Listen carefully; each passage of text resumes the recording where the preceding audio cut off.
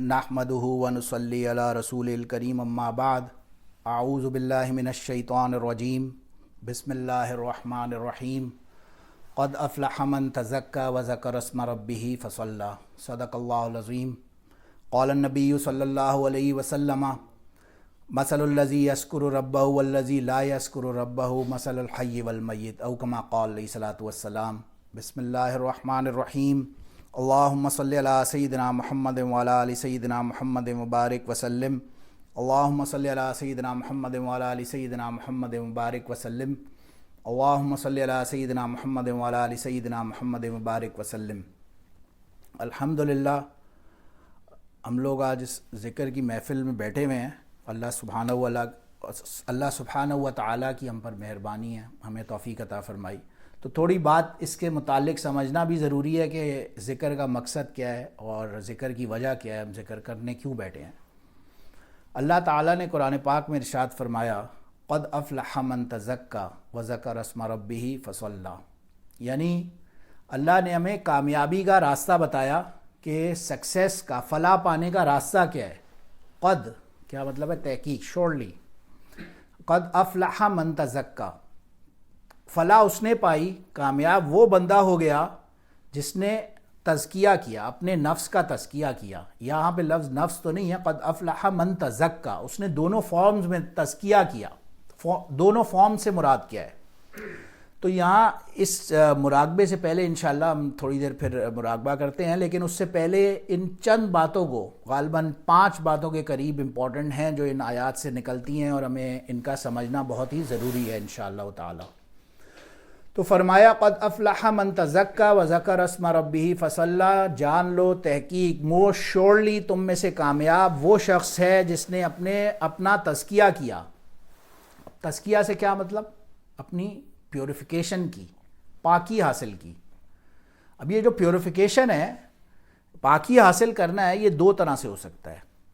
एक तो हमारी ज़ाहिरी बॉडी है, हमारा जिस्म है, और दूसरा हमारी अंदर की रूह है, हमारा बातिन है, हमारा इनसाइड है, हमारी स्पिरिट है, हमारी अंदर का हमारा वो है बातिन।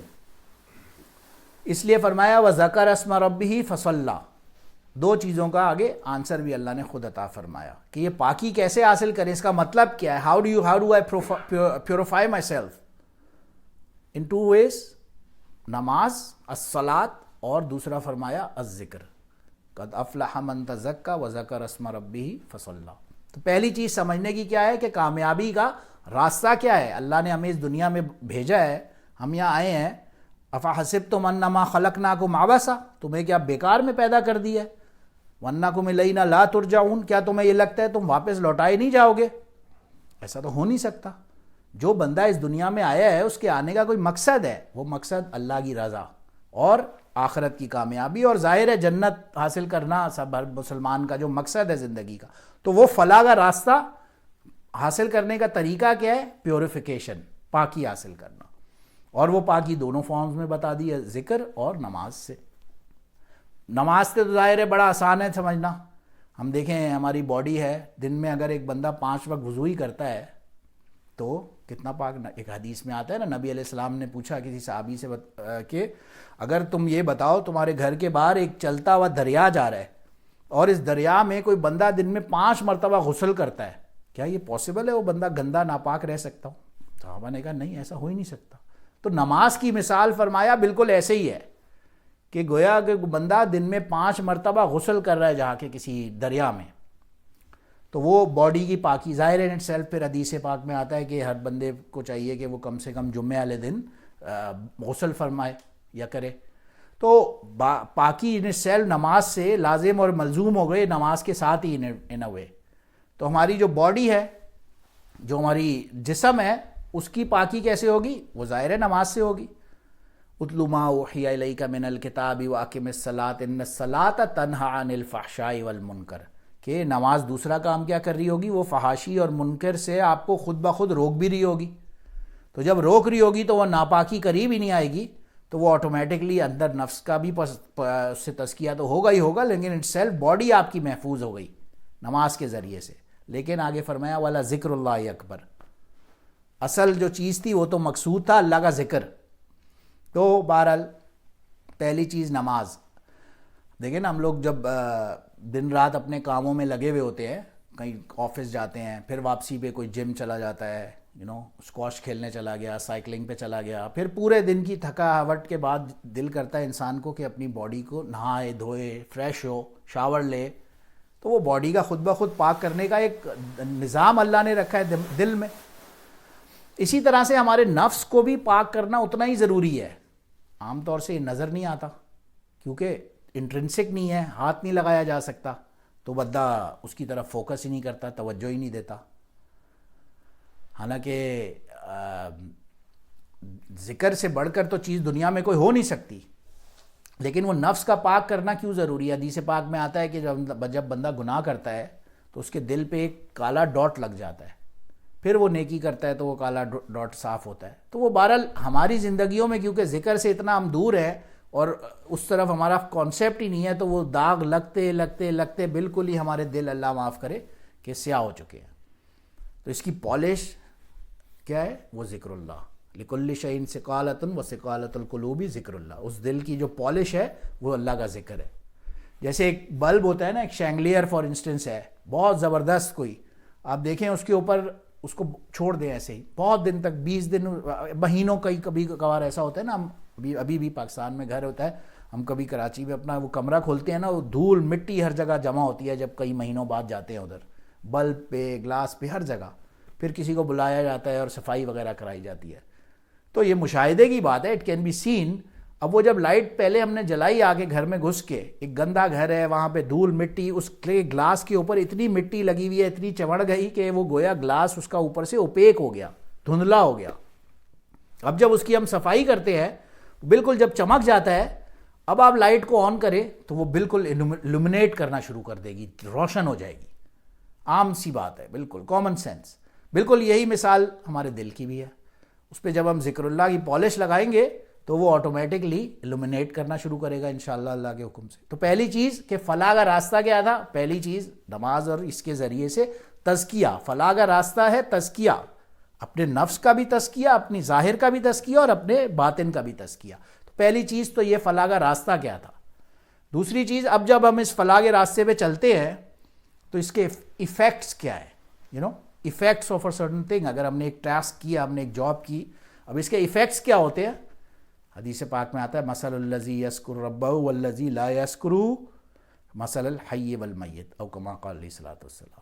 ذکر کرنے کی مثال اور ذکر نہ کرنے کی مثال ایک زندہ اور مردہ کی طرح ہے.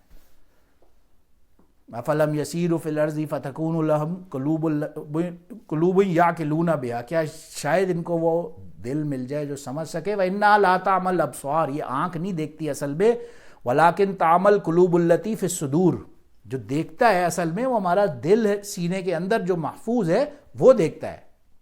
تو وہ زندہ ہوتا ہے ذکر سے. اب جب وہ ذکر سے زندہ ہوگا تو پھر ایسی چیز اللہ خود بخود اپنے ہمارے کانشیس میں ڈالیں گے اور ہمیں سمجھ آنا شروع ہوگی جو عام طور سے نہیں سمجھ آئے گی. اب وہی بندہ ہے جتنا بھی ہائیلی ایجوکیٹڈ ہو, اس نے ماسٹرز کیا ہو, پی ایچ ڈی کیا ہو, ہارورڈ سے, ایم آئی ٹی سے, ییل, کہیں سے بھی, اسٹینفرڈ سے, مگر اگر اس کے پاس وہ ذکر والی کوئی اللہ کا جو کہتے ہیں ذکر اس کے دل کے اندر ہی نہیں گھسا ابھی, تو وہ جو بھی کچھ دیکھ لے, مگر وہ آنکھ ہوگی, وہ دیکھتی تو ہوگی مگر وہ سب لغو باتیں دیکھتی ہوگی, اصل دیکھنے کی چیز نہیں دیکھے گی. وہ کان سنتا ہوگا مگر وہ سب لغو باتیں سنے گا.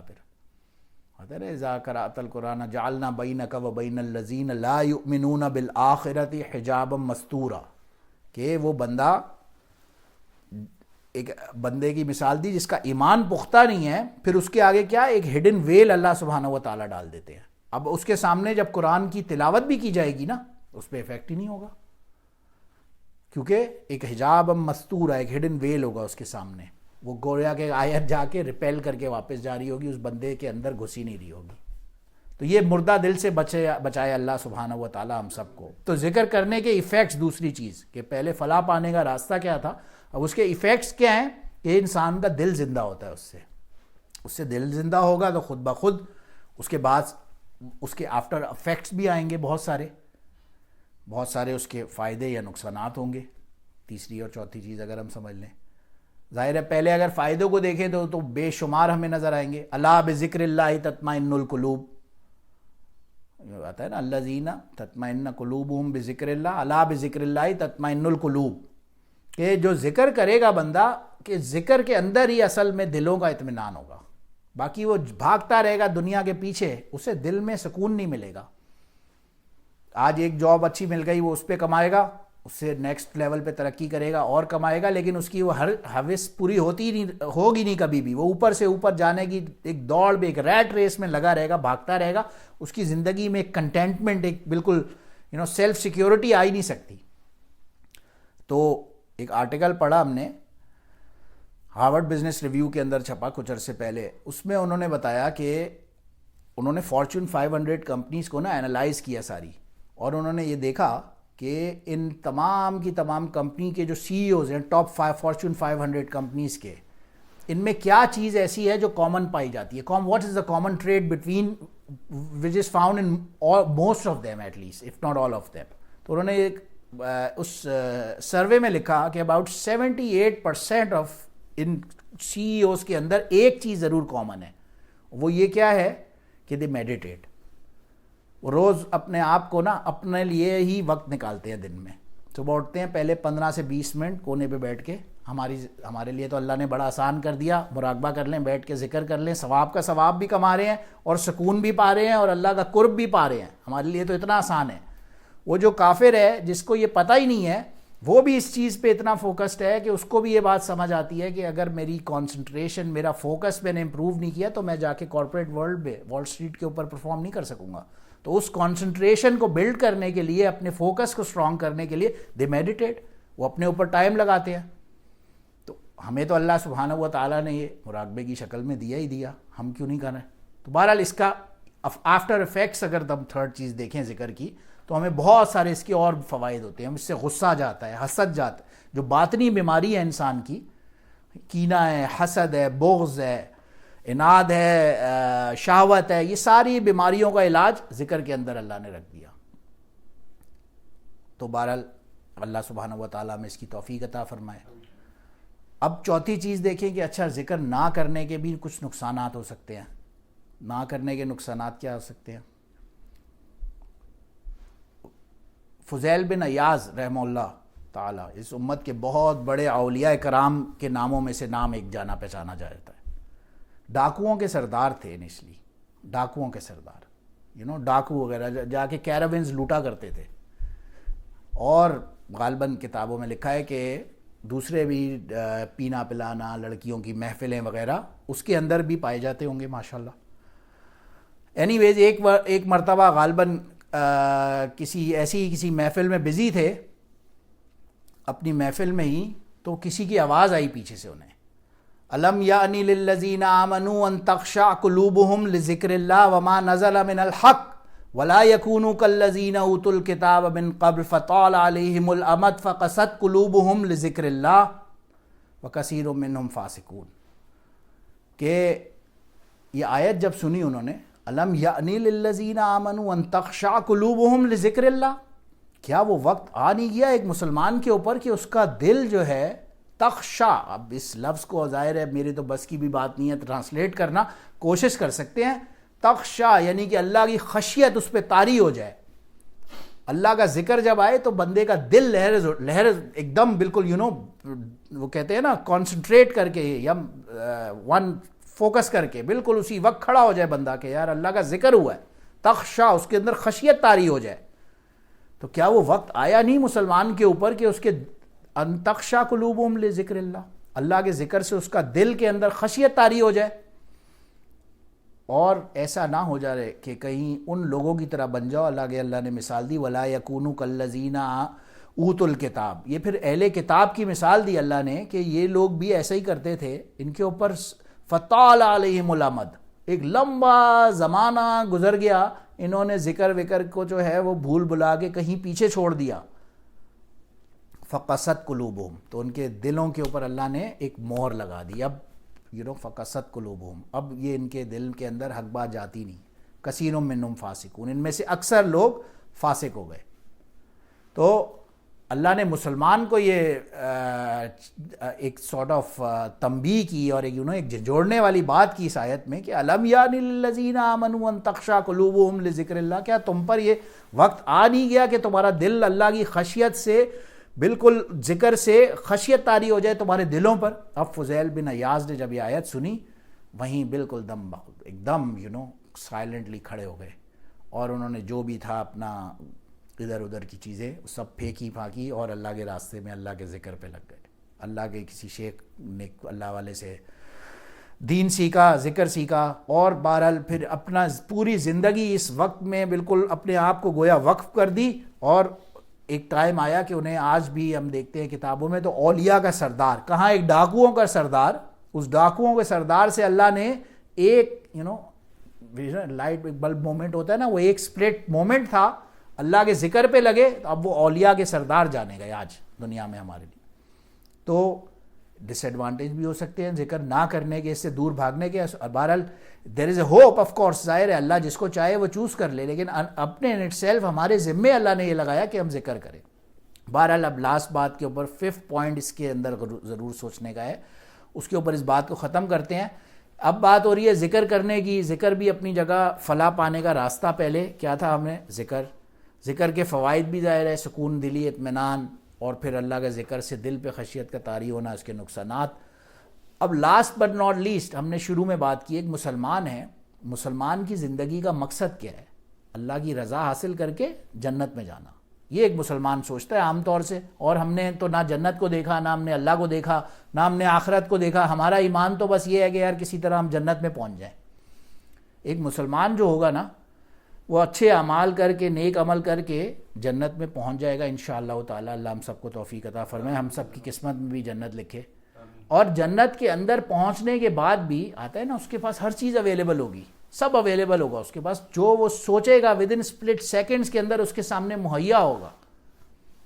مگر حدیث پاک میں کیا آتا ہے؟ لیس یتحسر اہل الجنت علی ساعۃ علی شیء، اہل جنت کے اندر والوں پہ لیس اہل الجنت علی شیء الا ساعۃ مرت بہم لم یذکر اللہ عز وجل فیہا، او کما قال علیہ الصلوۃ والسلام۔ وہ اہل جنت کے اندر بیٹھ کے وہ حسرت کریں گے، لیس یتحسر، ان کے دلوں کے اندر اور کوئی حسرت نہیں ہوگی، اور سب ان کو ملا ہوا ہوگا، لیکن وہ ایک چیز کے اوپر وہاں جنت میں پہنچنے کے بعد بھی حسرت کریں گے، اور وہ حسرت کیا ہوگی کہ علی شیء، کسی چیز پر کوئی حسرت نہیں ہوگی، الا ساعتن، مگر وہ ایک گھڑی، وہ ایک مومنٹ، وہ ایک سیکنڈ بھی جو اس نے، جس میں لم یذکر اللہ عز وجل فیہا، جس میں اس نے اللہ کا ذکر نہیں کیا تھا، وہ اس مومنٹ کے اوپر حسرت کرے گا جنت میں پہنچنے کے بعد بھی، کیونکہ وہاں پہنچ کے وہ اس کا وہ ریوارڈ اور وہ بینیفٹ دیکھے گا جو یہاں تو ظاہر ہے ہماری ان